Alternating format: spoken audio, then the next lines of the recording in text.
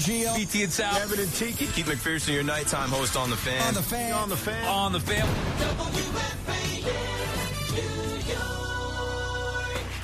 It's WFAN Daily, hosted by Pete Hoffman.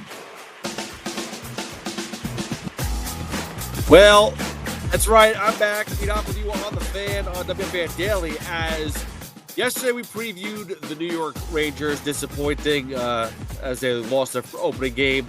But the Devils play on Thursday, and I want to bring my buddy in, Ryan Chichester, right now, who loves the Devils, covers the Devils, is the biggest Devils fan that I know. Welcome, Ryan, and let's talk a little bit New Jersey Devils, bro. Let's do it. This is refreshing. It's hockey season. I'm pumped up. Thanks for having me.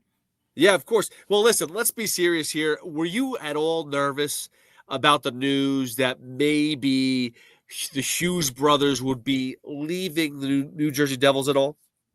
No, I think it was all just logistics. The only thing I would have been worried about is that, how much time is Luke Hughes going to miss in training camp? How many preseason games is he going to miss? Is this going to affect his game shape, physical shape at the start of the season, because he's still maturing as a player. He's still in his early 20s. So that was the only concern. I think I always knew a deal was going to get done. It was just a matter of how long is this going to bleed into the offseason to where this actually starts to affect his preparation for what's, a very important season.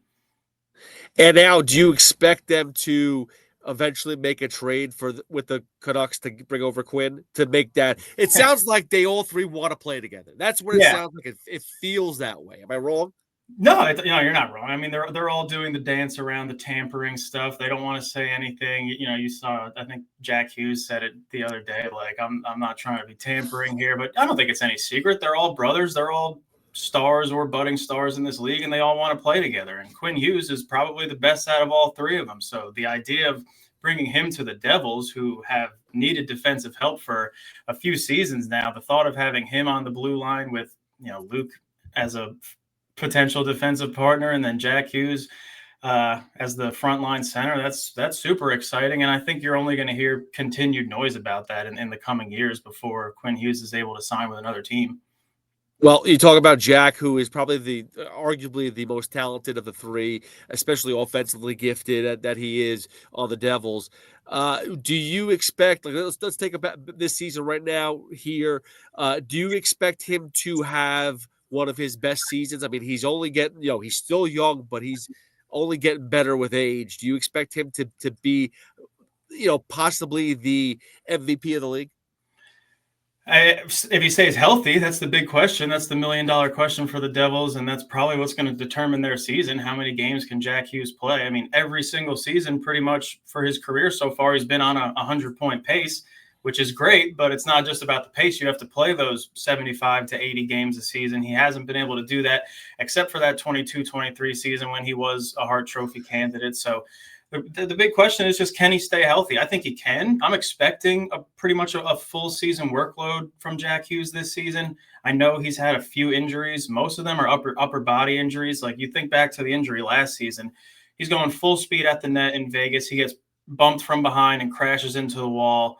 Like, that's going to injure anybody. That's not furthering some narrative that Jack Hughes is injury prone. That's just a tough hockey play that's going to injure anybody. And he hurt his shoulder, he needed surgery, and he was done for the season, which was obviously a crippling blow to the Devils. But no, I'm expecting a full season from him. And if he is able to put up a full season, then I think you could see him potentially be in the Hart conversation. Dude, again, at 24 years old, it's incredible what he's done so far. It's incredible how good he is. You look at the other two teams locally with the Rangers and the Islanders. They have some good young players, but nobody is as significantly gifted as Jack Hughes is. But let's talk about some of his other teammates, other line mates and whatnot. Like, they obviously brought in a couple, I would say ringers, but Evgeny Dadonov. How do you feel about him being added to this team?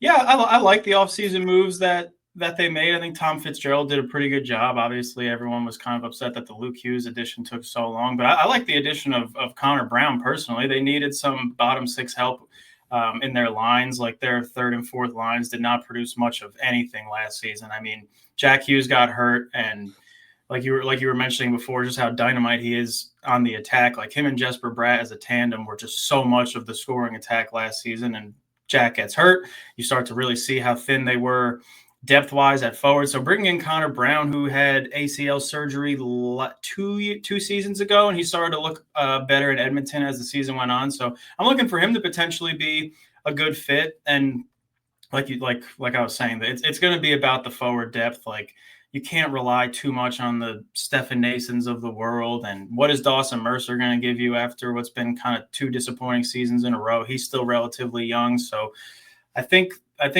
Tom Fitzgerald and company did a decent job of fortifying the depth on those forward lines, and we're just going to have to see how it plays out.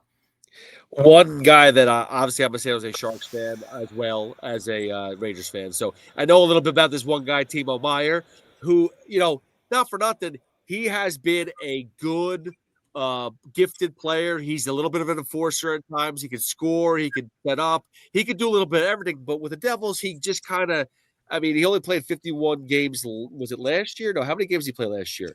Did he play? Did he? What was how many games did he end up playing? He played a full season last year. He played about 80 okay.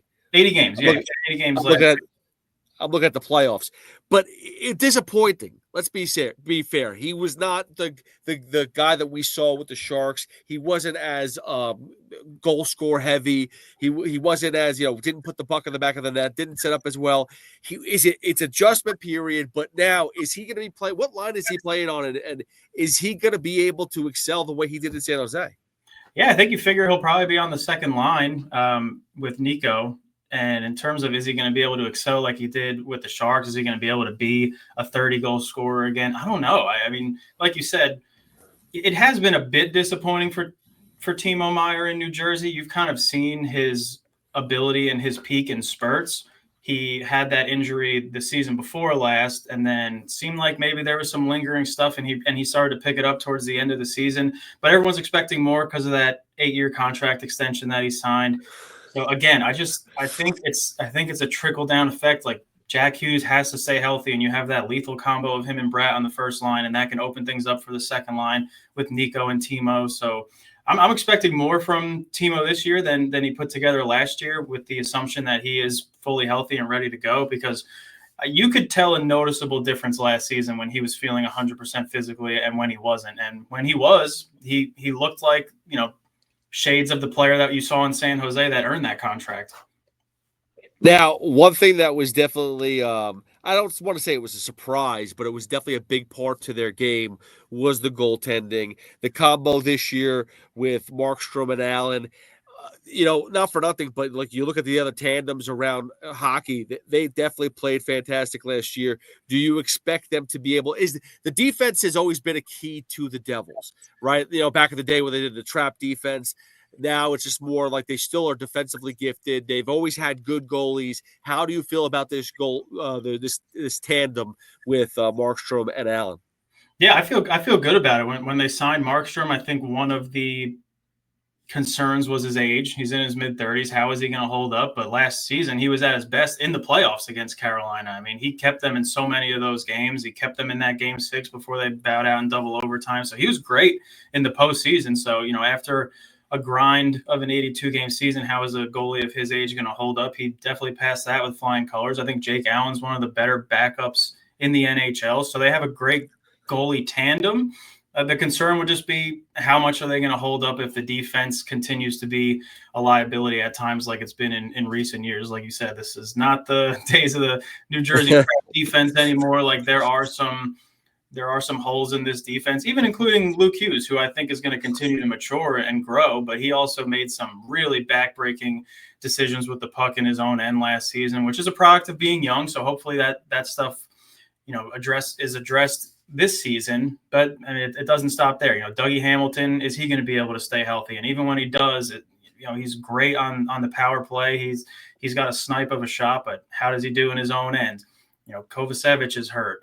Brett Pesce had an underwhelming season, debut season after coming over from Carolina. So all that stuff is questions that is it a domino effect that impacts the goaltending? We're going to have to see. But as for the goalies themselves, I feel good about this tandem. Is there anybody anybody on this team right now, whether it's someone who's just returning or someone that's brand new, but who do you think is going to step up in a way that we the Devils fans would be very happy with? Who are you most excited, I guess, to see? Well, who am I most excited to see? I guess this might be a boring answer, but Nico Hischier. He shows up every season. He's a Selke candidate every season. He's going to be a Selke candidate again. I mean, he's one of the best 200-foot players in the NHL. Like, he's so good on both ends of the ice, and just what we saw in the preseason with how eager and quick he is to protect Jack Hughes. Like, you saw Jack Hughes get hit in that game against Washington, and Nico came right over and was ready, to drop the gloves and do whatever he had to do to protect his fellow star. And then I think the camera caught him, and lip readers could kind of see him over into the other penalty box. Like, you went after Jack, I have to come after you. And then that's what the mentality is going to be: protect the team star. I love that out of Nico. I guess for a less obvious choice, I would be looking at Dawson Mercer. Like I mentioned earlier, he was kind of the restricted free agent drama case a couple seasons ago before Luke Hughes, when people were wondering, like, when is he going to sign? And then he did, but he's been kind of underwhelming ever since. They need more scoring from Dawson Mercer, like they got in the 22-23 season. If they can get that from him, suddenly these forward lines, like, there's so much more depth to it. There's so many more scoring threats up and down the stat sheet, and that would really ease the pressure on those top two lines of having to kind of carry the offensive workload the whole season. Last year as a whole, again, when you have three teams in the tri-state that are fighting for a playoff spot, and you only get the Devils in there, it's a little disappointment because, the high hopes for the Rangers every year. The Islanders, always seem to be an up-and-coming team. They're always a step away. The Devils were the lone representative in the tri-state area. If you had to take a guess, where do the Devils sit as far as playoffs go? I think they'll be in that top three in the Metro. I would say it's probably going to be the Devils, the Hurricanes, and maybe the Rangers battling for that third spot in the Metro. I know they didn't have a good showing last night, especially offensively, and sucks for all the Rangers fans at the Fan to kind of see the season start with a goal 30 seconds into the season. Not something I was too upset about, but but I still think they're going to be improved. Mike Sullivan's a really good coach.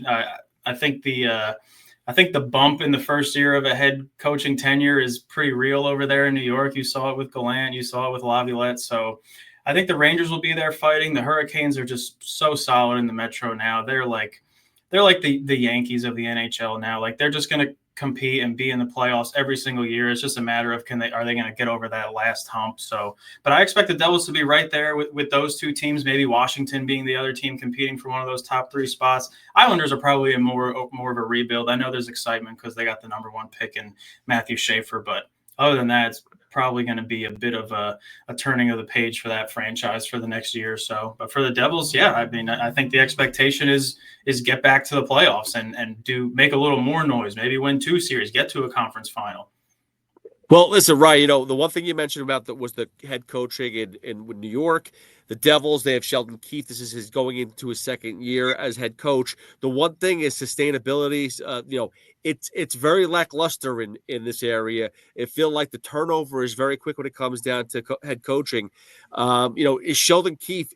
There's nothing about that. Like, what's the one thing that he could do wrong besides missing the playoffs that could get him fired, or is he even close to like the hot seat at all? No, I don't think he's close to the hot seat at all. I mean, like you said, the lifespan of an NHL head coach is painfully short. I mean, there is such high turnover, especially in this area. But I think Sheldon Keefe had a good first season. I mean, they got back to the playoffs, even with Jack Hughes getting hurt. They hung on. I know, it was a predictable 5-game loss to the Hurricanes, like I think everybody predicted before that series started. But they fought at home in that big game 3 and won in double overtime. They were fighting like hell on the road in that game 5 before they lost in double overtime. Sheldon Keefe had the special teams looking a lot better. The power play and the penalty kill were both among the top 3 or 4 in the league last season. They just have to be a little better at 5-on-5. And I think a lot of what hurt the Devils last season was injury related. It was Jack Hughes, Dougie Hamilton, Kovacevic at the end of the year. So I don't even think the seat is warm for Sheldon Keefe right now. If they miss the playoffs, maybe it warms up. But in terms of this season, no, he's safe. Well, there's always that issue of missing the playoffs. At least that for my teams, it feels like that comes up more often than not. I know, Ryan, you're in the middle of a playoff run with the Yankees, so you got to go do that. But Ryan, Chichester, thank you so much for the time. We'll definitely do this again as the season goes on. Definitely when the Rangers and the Islanders and Devils all go head to head, we should definitely do this again for sure. Oh, absolutely. Thanks for having me. I know it's playoff baseball season, but always down to talk some hockey. I'm super excited for this season, and but should be a good one for the Devils. I'm excited. I think they're going to be able to make some noise as long as they stay healthy. So I'm pumped up for Thursday night. Let's go. All right, Ryan. Thanks so much for the time. I appreciate it. And that's again another episode of WFAN Daily. I'll be back tomorrow with more. See ya.